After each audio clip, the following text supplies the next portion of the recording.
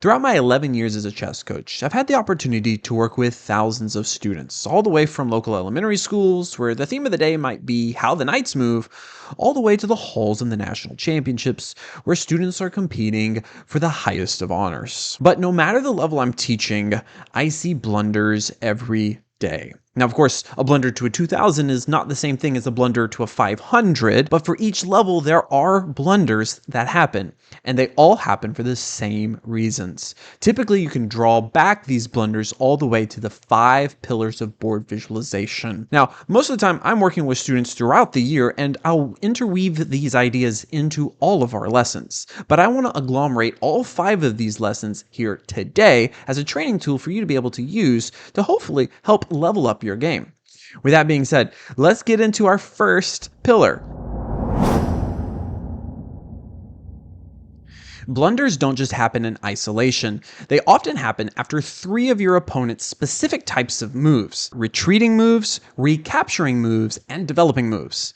Be hyper aware of these 3 types of moves in your games because you'll be surprised how often you blunder. Let me show you some examples from my games. This is against a 2500 on chess.com, and my opponent's last move brings the queen out to add pressure to my g5 pawn.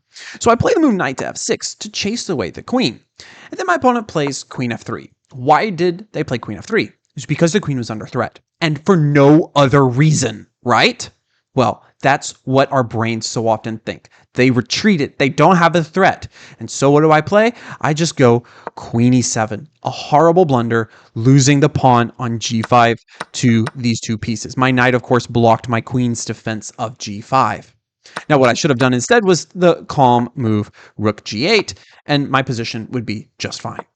But instead, I go queen e7, I lose this pawn, and I'm so lucky that I even have the move bishop d8 to save my knight. But the pain isn't over here. After my opponent played bishop takes knight, he found the brilliant move knight d6. Of course, I can't go capturing that because of queen takes f7 mate, so I have to move my king. I lose the f7 pawn, protected, of course, by this bishop. And then after I move the rook out of the way, he trades, forces me to trade queens, and now I'm in an endgame down 2 pawns. Terrible. The next situation that are extremely common for you to make blunders in are when your opponent makes a recapture. Here, my opponent played rook takes e1, and I played king takes e1, recapturing, and I have no other threats, right? Well, I do. After my opponent captured another piece, I took back again, and it's just a recapture. There's absolutely nothing I'm threatening, right? Do you see it? Here, my opponent played the huge blunder, c5, and missed the idea knight to e6. This, of course, is a fork, but more than that, because my knight can be captured, it is a discovery of my rook's attack against his. And he captured my knight, and I took his rook, and I went on to win this endgame. The third type of move that's extremely important to remember are developing moves. So easy to assume your opponent is just bringing the knight in the middle to improve their knight. And when I attack that bishop, or attack that knight with the bishop, he puts the knight on c5. Why? Well, he is attacking this pawn. I see that, but he's just putting this knight on a brilliant central square that's going to cause me pain for a long time. So I simply push the pawn, and I forget his threat, his real threat. e4. Now my bishop is forced to back, and he can take. Look at my ugly pawn structure. It's in 5 different pieces, and pieces that are split apart don't survive long. Queen takes on c4, and now, of course, he's going to be winning not 1 pawn, but a 2nd pawn very shortly. So watch out for those 3 times when you're most likely to make a blunder. Watch out for retreating moves, recapturing moves, and developing moves so that you can avoid blundering yourself. I want you to be really careful around loose or hanging pieces. Now, any 1000 can tell you that a hanging piece is just a piece that has no protectors. But there's actually 2 types of hanging pieces you need to be really careful around. That second type gets very strong players all the time. Of course, for some reason in this position, I gave myself the first type. After queen b4, and after a trade of queens, my knight here on b4 is hanging. And my opponent took quick advantage of that. Do you see it? Bishop c3. And now my knight is in trouble, and so is the rook. I can't defend both of them, and so I back up the knight and also have to back away my rook, and I go on to lose the game. Now, the second type of hanging piece is much more pernicious, and it shows up in a lot more games than you realize. This position has a hanging pawn. We call them virtually hanging pawns. Here, the pawn on e5 is defended twice, which makes you think it's not a hanging piece. But here, it's attacked twice, which means it's virtually hanging. One more piece attacking it would put it in danger. And that's what I do with the move queen c7. And for some reason, my opponent wasn't paying attention to the fact that this pawn was virtually hanging before, and me adding more pressure to it didn't alert him, give him some alarm bells to say that something is going wrong. He played the move c3, and then I just grabbed on e5, and I'm up a pawn, and I went on to win the game. So be very careful about any type of piece that has as many attackers as defenders, because that means it's hanging, and as John Nunn once said, loose pieces drop off. So most players know that checks, captures, and threats are what originates most tactics. But what most people don't do is look for all of their opponent's checks, captures, and threats on every single turn. It takes a while for that to become a habit, and until it does, if you don't constantly be vigilant for those three, then you will blunder way too often. Here, I take on c5, and this is totally natural. I assume my opponent is going to be capturing back with their bishop, but instead they try to do something fancy. Bishop c6, and this costs them the game. You see, they probably considered my checks and captures by looking at whether I could take on d6, but knowing that I would just lose my rook, they assumed this had to be good. But threats are any time that you can attack a piece that you want to take, or you're threatening a checkmate. And here I can play the move rook d4. And now all of a sudden, I want to take this bishop that's pinned to the queen, and there's nothing that can be done about it. My opponent simply missed this idea, and it cost them the game. My opponent just immediately resigned here. Instead of facing the reality after queen f6 and pawn takes d6, now I'm up a piece and have a protected passed d-pawn. I'm going to win very quickly. Let me show you another example, this time where my opponent ignores a check. Now here I play a bit of a suspicious move. I play queen b4. I am putting my queen maybe on an open file, but this has an idea of staying on this diagonal. I have the idea one day of playing queen to f8 check, and my opponent allows me to do that right away. I play the move, or my opponent plays the move rook takes e6, a horrible blunder, missing what happens after rook takes, rook takes. Now, of course, he definitely calculated, he's a strong player, definitely calculated what's going to happen after rook takes, and then rook takes, and then the other rook takes, the queen takes. It looks all fine and dandy. He comes out on top. That's just the beginning, though.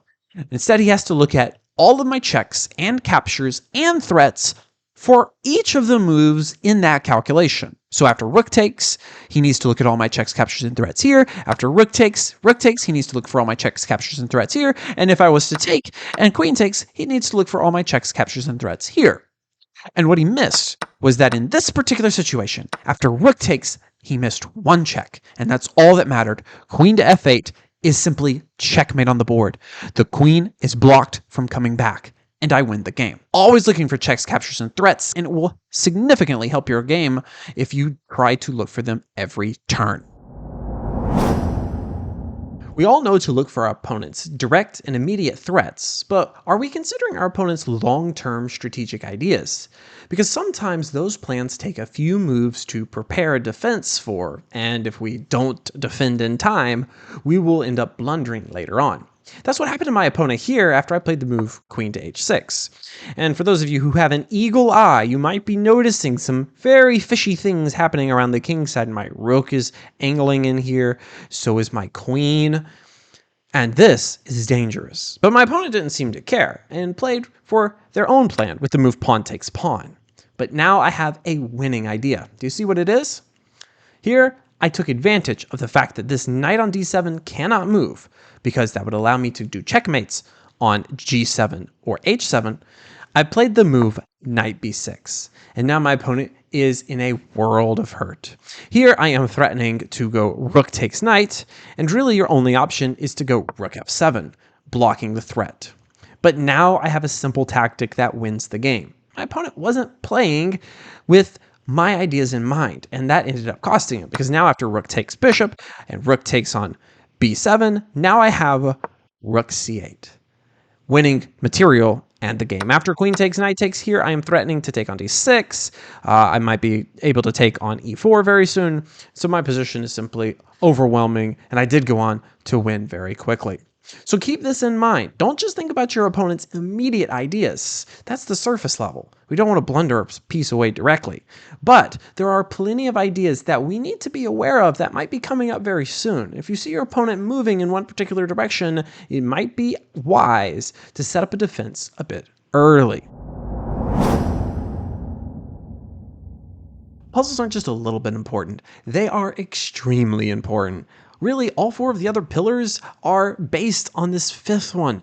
If you're not able to see the patterns, then you're not going to be able to spot your opponent's ideas or see your hanging pieces. You've got to be really good at puzzles. And not just a little good, very good. The better you are, the more amazing ideas and winning combinations you'll be able to unlock. Let me show you this by showing you 5 examples of puzzles from beginner to master to show this idea.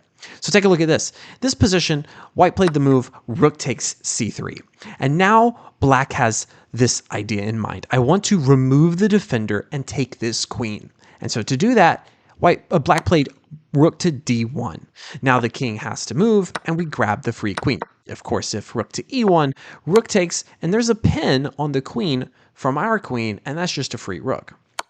Now, let's go on to the next puzzle. Here's another remove the defender idea. Here, black plays queen takes d4, a terrible decision. The queen would love to take, but right now, it's defended by the knight. So the way we do that is by using another one of our pieces, the bishop, to come down and take the knight. This is an in-between move, and then we grab the queen and we win material. Now, if we want to take this a step further, we can go from just giving up some of our material for an equal amount of theirs to actually sacrificing to win some extra. After black played the move rook d8, white found a great removing the defender idea. Here the queen would just love to capture on d8, but the queen is protecting. So white found the nice sacrificial idea, bishop takes f7, and now the queen has to take, allowing us to go take on d8, winning an exchange. The fourth example is where it gets really hard, but take a look at this. White plays the move rook to b2, and we just absolutely love to take this queen, but it's protected by the knight. We can't just remove the defender with our knight, because then they can save their queen and take ours at the same time. So instead, we need to play the move bishop e4, an amazing move. Now, of course, doesn't matter where the king goes. Let's just say the king takes the bishop. If the king goes to e2, we can go knight takes c3, and then we have bishop f3, which is a skewer, winning the queen. And if they go with the more natural king takes e4, we play the great removing the defender move knight f3. Tough move, and we win the queen, and we win the game. Now, if you want to see an even tougher idea, take a look at this study. Here, we've got, after bishop takes pawn, or bishop takes rook, here white has the brilliant idea of checkmating black in the corner with the bishop. But the problem is our rook's in the way. So how do we win? We play rook a6. Now the rook is could take our rook, but that would just allow bishop to e5, checkmate. So the rook slides over to e3. But we're not done yet because we see more ideas. Now we play the great move, rook a3, and again our rook can't be taken. The rook can move up to e4 and we can attack again on a4. But what if the rook just slides back? Where do we win now? Well, here the rook has 3 squares. 2 of them are currently off limits, and if we bring our bishop down to f4, we take the third. No matter where the rook goes, it will get captured on the e-file. So the rook moved over to f3, allowing bishop e5 and bishop f6 checkmate. All 5 of these ideas are remove the defender, but they level up in complexity. And the more your brain levels up, the more of these wins you'll be able to unlock in your own games. So there you have it, the 5 pillars of board visualization. Remember to look for those special circumstances where your opponent tends to make you blunder more, like when they're retreating, recapturing, or developing a piece. Of course, always look for your hanging pieces, whether they're actually hanging or virtually hanging.